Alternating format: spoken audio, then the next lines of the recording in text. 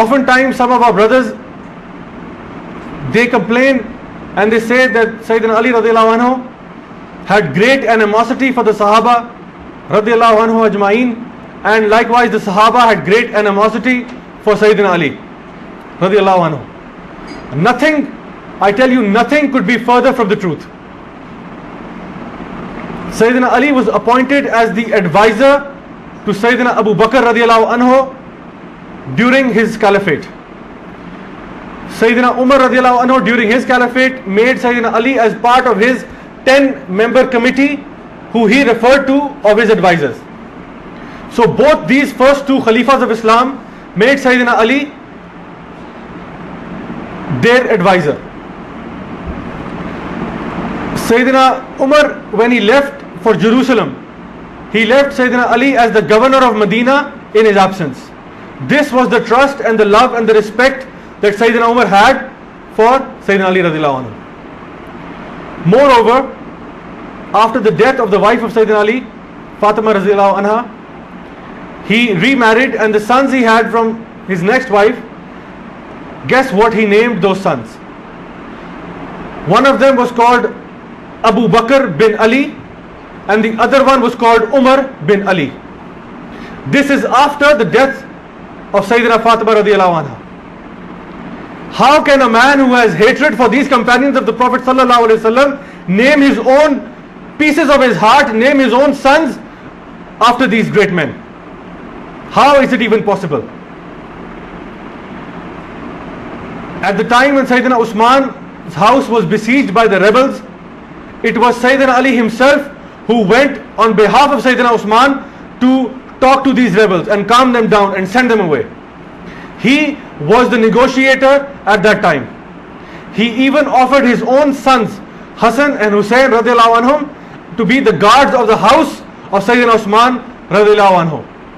He asked his own sons to deliver food and water regularly to the house of Sayyidina Usman. Such was the love that he had for the companions of the Prophet sallallahu alaihi wasallam. Someone once asked him that in your time there is great fitna. Sayyidina Ali, in your time we find that there is a lot of fitna which was not observed in the times of the three Khalifas before you. And Sayyidina Ali looked at him and he said that in the time of those three Khalifas, I used to be their advisor. I used to advise them regularly in their affairs. And my advisors are none other than you. So likewise we find that Sayyidina Ali, through his lifetime, during his Khilafat, faced a lot of trials and tribulations. The Muhajireen and the Ansar insisted for him to become the Khalifa after the martyrdom, after the Shahadat of Sayyidina Usman ibn Affan radiallahu anhu. And so he became Khalifa for just under 5 years. And this time, or this period of about less than 5 years, was a time of great difficulty for him, because it was a time of unrest and civil war amongst the Muslimin. He was having sleepless nights in trying to fight this fitna that was present during his Khilafat. Our brothers say, Ya Ali Mushkil Kusha, that, oh Ali, save me from my difficulties and my trials and my tribulations. And yet this same man was facing difficulties and trials and tribulations for no less than 5 years.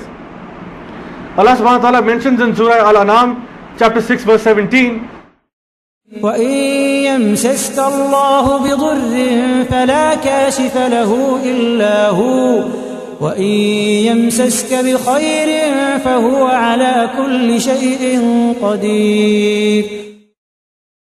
That if Allah touches you with affliction, none can remove it but He. And if He touches you with happiness, He has power over all things.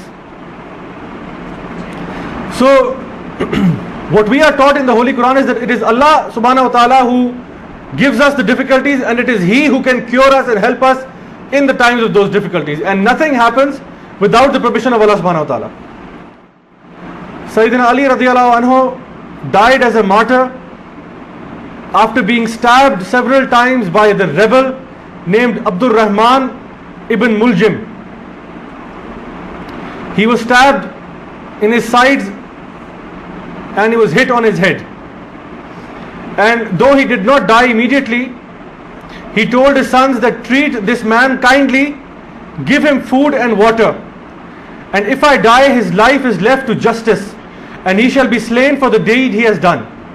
But do not mutilate him, for that was forbidden by the Prophet ﷺ. Look at the character of this man, that even to his assassin, his assailant, he is telling his sons that treat him with kindness and give him food and water. Until if I die, then the decision is left to the judges. But before that, do not harm him or mutilate him.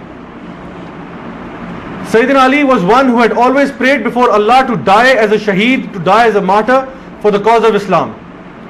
And it was Allah subhanahu wa ta'ala who accepted his dua and accepted his prayers and granted him this glad tidings of being one of the greatest martyrs of Islam.